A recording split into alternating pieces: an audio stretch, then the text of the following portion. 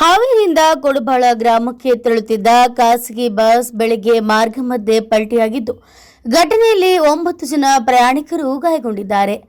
ಇಂದು ಬೆಳಗ್ಗೆ ಸುಮಾರು 7:40ಕ್ಕೆ ಹಾವೇರಿಯಿಂದ ಹೊರಟಿದ್ದ ಬಸ್ ಹೊಸರಿತ್ತಿ ಗ್ರಾಮದ ಸಮೀಪ ಬೆಳಗ್ಗೆ 8:45ರ ಸುಮಾರಿಗೆ ಚಾಲಕನ ನಿಯಂತ್ರಣ ತಪ್ಪಿ ರಸ್ತೆ ಬದಿಗೆ ಉರುಳಿದ ಪರಿಣಾಮ ಈ ಅವಘಡ ಸಂಭವಿಸಿದೆ. ಇನ್ನು ಬಸ್ನಲ್ಲಿ ಪ್ರಯಾಣಿಸುತ್ತಿದ್ದ ಪ್ರಯಾಣಿಕರಲ್ಲಿ ಕೆಲವರಿಗೆ ಸಣ್ಣ ಪುಟ್ಟ ಹಾಗೂ ಕೆಲವರಿಗೆ ಗಂಭೀರ ಗಾಯಗಳಾಗಿದೆ ಎಂದು ತಿಳಿದು ಬಂದಿದೆ. ಇನ್ನು ಗಾಯಾಳುಗಳನ್ನು ತಕ್ಷಣ ಸ್ಥಳೀಯರು ಹಾಗೂ ಪೊಲೀಸರು ಸೇರಿ ಆಸ್ಪತ್ರೆಗೆ ಸಾಗಿಸಿದ್ದು ಚಿಕಿತ್ಸೆ ಮುಂದುವರೆದಿದೆ. ಘಟನೆ ನಡೆದ ಸ್ಥಳದಲ್ಲಿ ಕೆಲಕಾಲ ಆತಂಕದ ವಾತಾವರಣ ನಿರ್ಮಾಣವಾಗಿತ್ತು. ಅಪಘಾತದ ನಿಖರ ಕಾರಣ ಕುರಿತು ಪೊಲೀಸರು ಪರಿಶೀಲನೆ ನಡೆಸುತ್ತಿದ್ದಾರೆ. Bureau report, news pulse.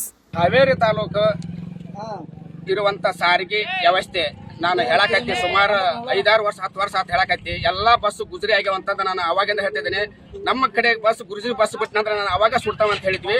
ಸುಡೋದಕ್ಕಿಂತ ತಾನಾಗಿ ಉರುಳಿ ಬಿದ್ದೈತಿ ಇಲ್ಲಿ. ಹೀಗಾಗಿ ನೋಡ್ರಿ, ಒಂದು ರೋಡ್ ಸರಿ ಇಲ್ಲ, ರೋಡ್ ಸರಿ ಇಲ್ಲದಕ್ಕೆ ಬಸ್ ಬಿತ್ತು.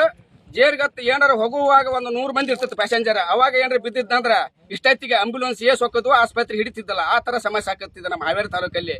ನಾ ಹೇಳ್ತಿದ್ದೇನೆ, ನಾನು ಫೇಸ್ಬುಕ್ ನ ನೋಡ್ರಿ, ನಾನು ಎಲ್ಲಾದ್ರೂ ನೋಡ್ರಿ, ನಾ ಪ್ರಶ್ನೆ ಮಾಡೋದ ಇದು ಕೆಲಸ. ಮೊದ್ಲಕ್ಕೆ ರೋಡ್ ಸರಿ ಇರ್ಬೇಕು, ಆಮೇಲೆ ಸಾರಿಗೆ ಬಸ್ ಸರಿಯಾಗಿರ್ಬೇಕಂತಂದು ಅವಾಗಿಂದ ಕೇಳ್ತಿದ್ದೇನೆ.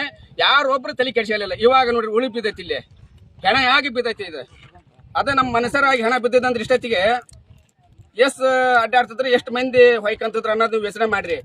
ಎಲ್ಲಿವರೆಗೆ ನೀವು ನಮ್ಮ ತಾಲೂಕಿನ ಸತ್ತ ಪ್ರಜೆಗಳು ಪ್ರಶ್ನೆ ಮಾಡೋದಲ್ಲ, ನೀವು ಅಲ್ಲಿವರೆಗೆ ನಿಮ್ಮ ಕುಟುಂಬ ಬದುಕೈತಿ. ನೀವು ಪ್ರಶ್ನೆ ಮಾಡಲಿಲ್ಲಪ್ಪ ಅಂತಂದ್ರೆ ನಿಮ್ಮ ಕುಟುಂಬ ಉಳಿಯೋದಲ್ಲ. ಯಾಕಂತಂದ್ರೆ ಬಸ್ನಾಗ ಕಳಿಸಿರ್ತೀರಿ, ಬಿಡು ಹೋಲಿ ಆರಾಮಾಗಿ ಬರಲಿ ಅಂತ. ಆದ್ರೆ ಇಲ್ಲಿ ನೋಡ್ರಿ, ಇದನ್ನ ಸಮಸ್ಯೆ ನೋಡಿದ ಬಿದ್ದು ಹೆಣವಾಗಿ ಬಿದ್ದೈತಿ ಬಸ್. ಇದೆ ಈ ಬಸ್ನಲ್ಲಿ 1947ರ ಬಸ್ ಬಿಟ್ಟಿದ್ದ ನಮ್ಮ ಕೊಡಬಾಳ ಗ್ರಾಮಕ್ಕೆ. ಇಲ್ಲಿವರೆಗೆ ಆದ್ರೂ ಒಂದು ಹೊಸ ಬಸ್ ಬಿಟ್ಟಿಲ್ಲ. ಇವ್ರಿಗೆಲ್ಲ ನಾಚಿಕೆ ಮಾನ ಮರ್ಯಾದೆ ಏನಾದ್ರೂ ಇದೆಯಾ ಇವ್ರಿಗೆ? ಒಂದು ಹೊಸ ಬಸ್ ಬಿಡಕ್ಕೆ ಏನಾಗೈತಿ ಇವ್ರಿಗೆ? ಇವರೆಲ್ಲ 500 ಎಕರೆ 600 ಎಕರೆ ಹೊಲ ಮಾಡ್ತಾರ, ಒಬ್ಬೊಬ್ರು ಕಾರ್ಖಾನೆ ಮಾಡ್ತಾರ MLAಗಳು. ಇವ್ರಿಗಾದ್ರೂ ದುಡ್ಡು ಬರ್ತೈತಿ. ಒಂದು ಸಾರಿಗೆ ಬಗ್ಗೆ ಏನಾರ ಮಾಡ್ಬೇಕಂತ ಪ್ರಶ್ನೆ ಮಾಡಿದ್ರೆ ಅನ್ನೋದಿಲ್ಲ, ಅದು ಇಲ್ಲ ಅಂತಂದು ಉಪದೇಶ ಹೇಳ್ತಾರೆ ಇವರು. ಮುಂದಿನ ದಿನದಲ್ಲಿ ನಿಮ್ಗೆ ರೋಡು ಬಸ್ ಸರಿ ಇಲ್ಲ ಅಂದ್ರೆ ನಿಮ್ಮ ಕುಟುಂಬ ಯಾರು ಉಳಿಯೋದಲ್ಲ.